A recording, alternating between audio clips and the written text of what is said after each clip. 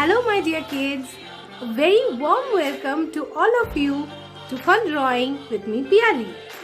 At last, this beautiful day has arrived, and I'm sure you all have been eagerly waiting for this session. So let's begin.